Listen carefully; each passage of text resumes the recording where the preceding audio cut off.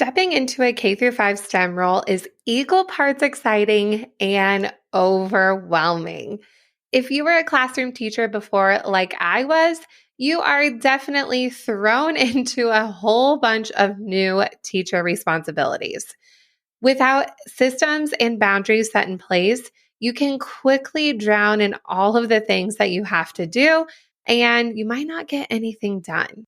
In this episode, I will be sharing with you 3 STEM teacher boundaries that you need to start now so you can be productive and not overwhelmed. Welcome to the Elementary STEM Coach Podcast, a show that'll help you with lesson ideas, systems, and actionable tips to apply to your classroom. I am your host, Naomi Meredith, a former classroom teacher turned current STEM teacher and coach. With over a decade of experience teaching and a master's degree in STEM leadership, I am here to coach you throughout the year to help you gain back more time to create innovative experiences for your students. Grab your earbuds and let's get started. Before we jump in, a couple quick announcements for you. So the doors are open for my K through 2 virtual STEM planning workshop, where you can join me and other teachers live to create a unit plan for one of your primary student grades, while also building up, like we're talking about in this episode, systems and routines to help you with your K through 2 STEM planning. It can be very overwhelming planning for the younger students, but within this 2-hour time frame, you are going to be productive and be filled with so many ideas that you might have more than what the school year even has for you. So definitely check in the show notes, the link for that. Like I said, you can join live. It will be recorded, so if you can't be there live, still join in. That recording will be sent to you and you can work on it in your own time. So definitely worth the 2-hour investment where you can set this up for you to be productive for the whole rest of the school year. Likewise, I have an upcoming STEM virtual book club that I would love for you to join. I know it can be a lot reading books as a teacher throughout the school year, but there's lots of ways that you can implement it throughout your day. I will have even pacing guides for the book that we will read that month. I'm not picking anything super huge anyway.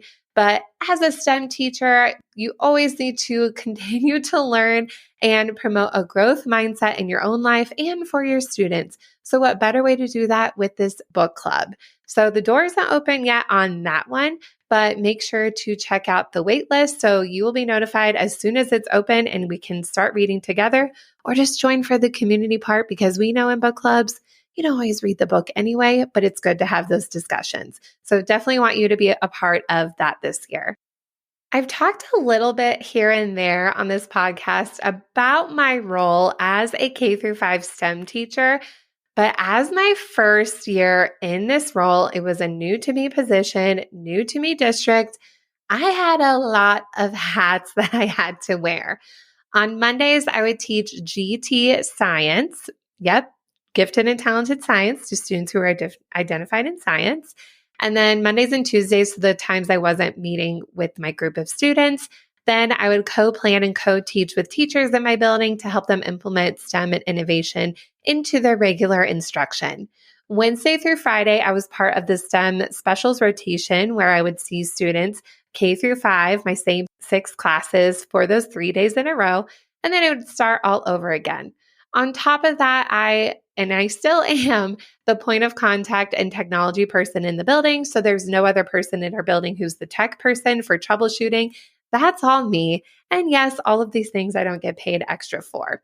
So with the funding and who we have in our building, how I split the week with the specials rotation, I now teach K through 5 STEM and I am still the tech person. So with all of these different things, and I know as a teacher, you have a whole lot of things going on too. Setting boundaries is super, super, super important no matter what your role is, because you really need to protect your time. I've said this before, teaching K through 5 STEM is like throwing a birthday party 6 times.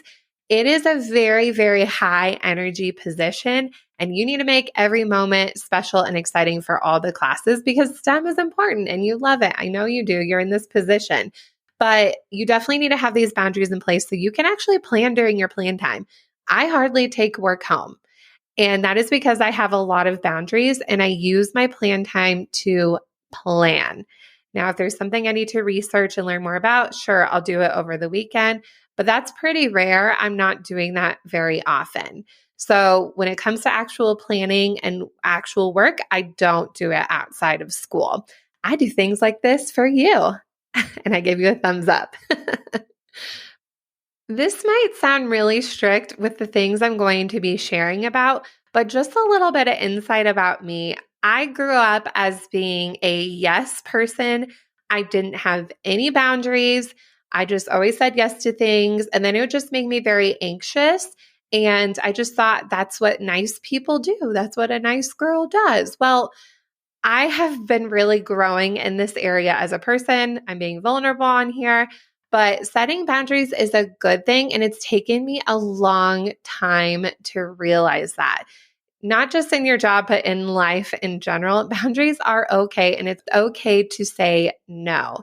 I'm not perfect at this, but I'm definitely going to be sharing these strategies that have really helped me as a STEM teacher, even as a teacher in the classroom. This is very helpful as well, where my boundaries in the workspace as a STEM teacher help me to be successful, but also the people around me, it helps them be successful as well. I can't be in 10 million places at once, even though I try to be in a lot of different ways. But setting these things up can really maximize your time and your space overall, and even just make the STEM teaching more enjoyable, which is the thing that we love the most. So here are the 3 boundaries that I use that I think you can do as well. The first boundary to set in place is starting and ending your class on time. This one's hard and easy. There's a lot of tricks that I have for this one, but my reasoning for this is that you need to build respect for yourself. If you're not starting or ending on time, how can you expect the classroom teachers to bring their students to start and end on time? If you are pretty good at this, now I, of course, make mistakes. There's times that I'm like, oh no, I didn't realize there was a different schedule today. But overall, I'm pretty good at starting and ending on time. And yes, it does take time being in your space to understand the flow of the classroom and how you're going to set that up, which we talk about a lot in past episodes. Specifically, check out episode 8 and 12, where I talk about management, behavior management, and classroom management.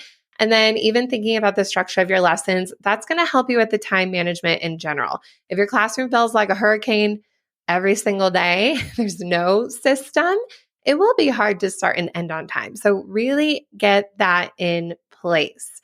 Here are a few tricks that I do that.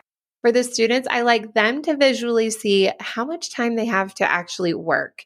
Just setting up a timer on the screen is extremely helpful, and this is going to help them in the long run too to set up their own boundaries. So see how we're helping each other. I like to use classroomscreen.com, my absolute favorite free online tool. You can buy the paid version. I think it'll save all your screens. I don't 100% know. I absolutely love it. And a fun new background pops up every day. For myself, even in conjunction with that classroom screen, I will set timers on my watch all day. I am always talking to my watch like a spy kid, where I'm like, hey, I'm not going to say it out loud because my watch actually might do it. I'm wearing it, but I will tell my watch to set a certain number timer and it will buzz on my hand. So that's really helpful for my class time and also for my transition time. I have 5 to 10 minutes in between classes, which I know is very lucky. Not everybody gets. But even for that transition time, as soon as the class leaves, I set a timer on my watch, which is going to help me with starting the next class on time. Likewise, I have set up in my Google Calendar, that is my preference. I think you can do this in Outlook if that's the calendar you use. But I have set up a recurring event for my whole STEM schedule of when my plan time is, when I see each class, when my lunchtime is. So I have that set up in my calendar as a recurring event. So when you look at my calendar, it always looks like I have a lot going on, but I have it all set up connected to my watch where I have all the times pop up on my watch and I know my schedule for the day. I will even go in if we have a delayed start and change the time so the correct times will pop up. So I'm not referring to an email and all of that. So this sounds very type A. I have been type A in the past. There are qualities of me that are type A, but I'm actually more of a B plus kind of person. But there are some things that really help with that time management. When it comes to the end of class, when students are all cleaned up and ready to go, I'm very thankful for the setup where my classroom is, but I actually have students line up in my hallway. This may or may not be an option for you, but the students are in the hallway and they are ready to go for their teacher. The classroom teachers don't like it when they're in the hallway very long because they start getting loud and noisy, and I'm not going to manage that. So the classroom teachers will actually almost always show up on time because they know I'm going to end on time and their kids are going to be in the hallway ready for them. So this has actually helped teachers finish up their plan time. I know plan time is precious. I was a classroom teacher too, but my time is equally as precious as well. Those in between times, I will have to use the restroom, get water, be an actual human, set up something really quick for a transition. I might even need to talk to a student privately, or a teacher might have a question for me privately. So that little bit of time, I'm not just sitting there with my feet up on the table. Wouldn't that be nice? But that's really important. I've worked at schools where specials teachers who don't end on time, the classroom teachers will end up showing up late, and it just creates this whole cycle. So build that trustworthiness, really start and end on time. It's such a good boundary. It can be really hard. You will mess up. I still mess up, but overall, it's just a really good thing to set in place. The next STEM teacher boundary is to own your email. I'm awesome at my work email. I'm trying to get way better with my work email. I'm just figuring out how the common themes and everything. But with my work email, I'm so good at it. This has always been a good hack for me. And I know email can be overwhelming, but own it. You can definitely own it and make it work for you. I really try to have at least 15 or less emails in my inbox. That means I'm constantly reading my emails when they pop up on my phone. I am hardly ever sitting down and answering emails during my plan time or when I get to school. I feel like that is a big waste of time. And a lot of the emails are things that are quick and that can be answered or just need like a 1 or 2 sentence reply. So I am reading my email all day. I know as a classroom teacher, that can be hard when you have parents who are emailing you. So that is definitely up to you. Maybe your school policy, you're not allowed to check your phone, but I am looking at my email all day. I have it pop up on my watch. I can't respond on my watch at this time, but I'm always reading it and I'm always deleting emails, replying back, and sorting them in folders. So I have a ton of different folders set up where I am organizing things constantly so I can refer back to them when I need them. It is such a big pet peeve of mine when people don't read their emails. Even if I don't answer right away, I read it. I read things right away.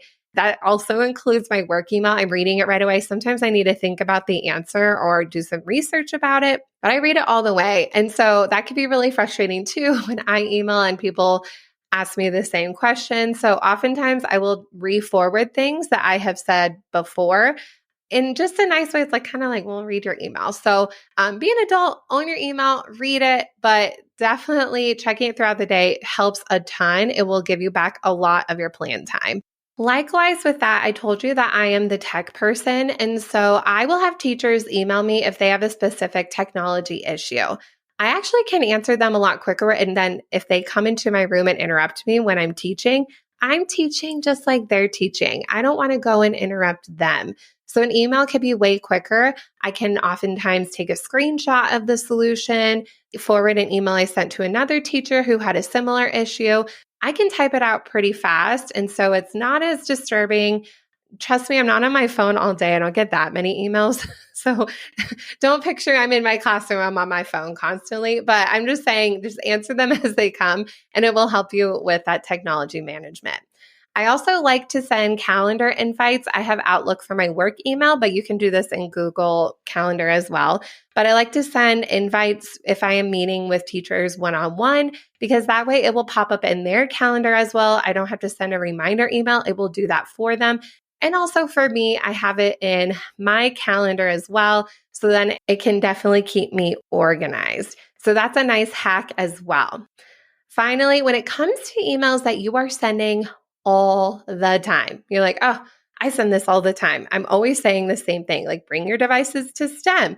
In my classroom, I actually don't have a computer lab. The students actually bring their classroom devices. and bring them to STEM. I've done that for the whole 5 years I've been in this position, and it's good for student responsibility of their devices.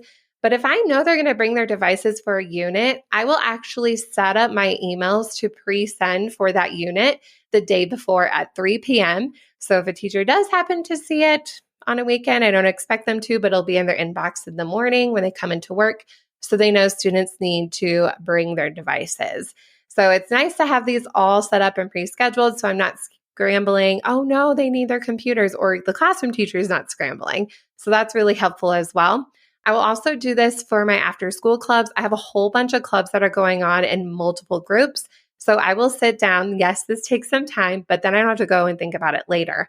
I will schedule reminder emails of when they're meeting that day, what time they need to be picked up. And so that is all set up for my whole rest of the school year. I have my email scheduled all the way till the end of the school year. So that way that's not an email I have to think about, like I said, and it is all ready to go. Finally, with the email, also set up notification timers. This is something that I have played around with on my phone, but I have my email set up on my phone where it will turn on notifications during the workday, and it will also turn off when the workday is over. It won't turn on during weekends. I will also manually turn it off when I have a day off of work or if it's a holiday, because you don't need to be answering email outside of school. Yes, I'll answer during the day, but there's usually nothing that important that I need to be looking at and reading when I'm not at school. And if I'm staying on top of it, there's not much that's happening outside of school anyway. So that's just really protecting my time. You could even delete the app during holiday breaks if you want to, but that is your time. And I think that's super important. So play around with your notification settings. That can be really helpful. The final boundary I have is for technology management. So if you are like me, you are the tech person or you collaborate with a tech person in your building, these are some strategies and boundaries that I have set up in my space and in my building because there weren't any before.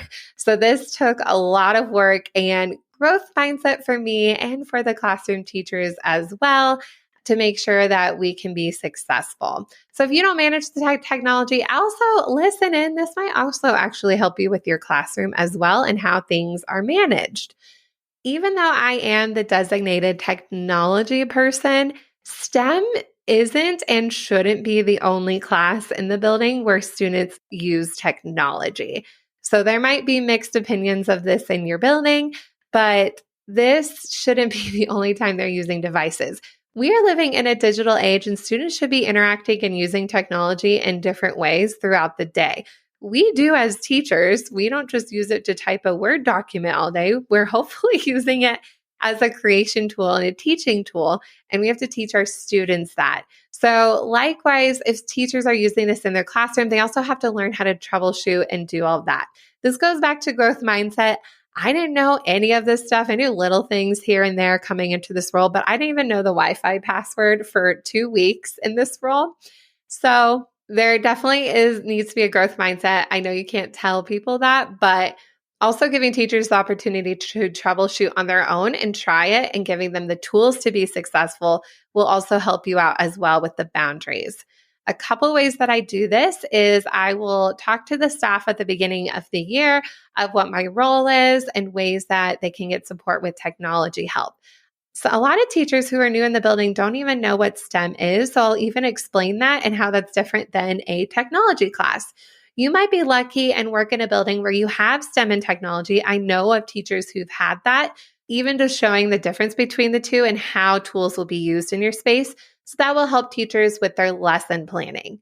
Also, I provide them a back to school technology checklist. I will link this in the show notes. It'll be completely free, so you can check it out, modify how you need it.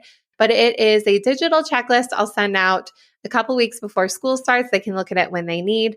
But I will not only have a checklist of things they need to set up in their room, on their teacher device, for student accounts during that work week, but I will also link videos and helpful guides that will help them through that process if they don't know how to do it.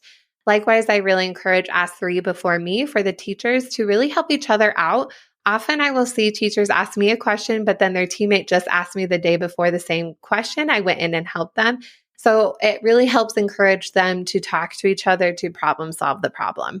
Also, if you're in a similar position, and even think about the technology that you have in your classroom, if there is not a system in place, set one up.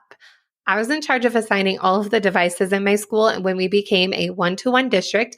So that meant every student in our district would have a device that was assigned to them, like a library book. And this change came maybe a few weeks before school started, and I was in charge of assigning all of them to 500 plus students by myself. So there was no system set in place. So that is something that I set up that is repeatable by me, or if there was anybody else who was in my position or helping me, that would be so lovely if I had help, but that way that it could be repeatable as well. So setting up a system for any tool that you're using in your classroom is really helpful, so then others can understand the process as well, and it will help you wrap your mind around it. Also, any way that you can get students and teachers involved in the process. For us, students will use the same device every year for 4 years, and then they'll get a new device.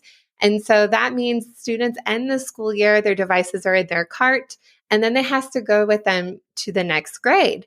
Well, that's a lot on one person to assign out. So what I'll do is I'll put all of the carts in our library, and then teachers will come bring their classroom to the library to get their last year's device after they've talked about digital citizenship and handling their device.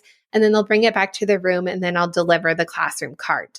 So that's a good incentive as well, because if they don't pick up their device, they won't have a cart that I can reassign. So it also gets that buy-in as well, where it's also not all on me, but it's helping with that responsibility too. As a recap, here are the 3 STEM teacher boundaries that you can set up to really help maximize your time and your productivity. First, we talked about starting and ending your class on time. Next is owning your email. And finally, setting up systems and routines when it comes to your technology management. Like I said before, setting up boundaries is okay, and it can be hard at first finding things that will work for you. But in the long run, if you are being consistent with yourself and consistent with others, it will really help preserve your time and get you to the part where you are teaching the kids, doing what you love, and making a big impact in your classroom. Thank you so much for listening to today's episode of the Elementary STEM Coach Podcast. I would love to connect with you over on Instagram at NaomiMeredith_, or send me an email to elementarystemcoachpodcast@gmail.com. Also, make sure to check out my website, NaomiMeredith.com, to see all the show notes from today's episode and shop my K-5 STEM resources. Any questions you have, needs for resources, or ideas for episodes, get in touch. I'll talk to you soon.